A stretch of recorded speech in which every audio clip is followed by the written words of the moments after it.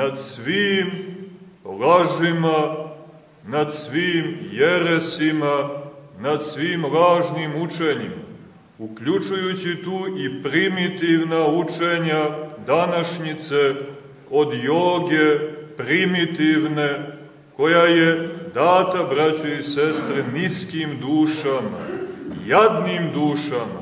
Primitivna joga, primitivne meditacije i primitivne psihološke tehnike, primitivna magija. To je sve za primitivce, braćo i sestre. To je za niske duše, bolesne duše. To je duhovnost za grešnike nepokajane. To je doza za gorde duše, gorde umove.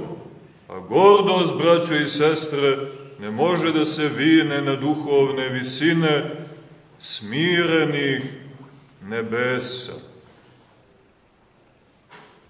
I gdje god čujete da se ljudi zanimaju takvim tehnikama, gdje god čujete da se neko bavi jogom ili bilo kojom drugom disciplinom tog tipa, znajte da je gordost u duhovnoj pozadini. Kao magnet koji privlači gorde duhove, demone,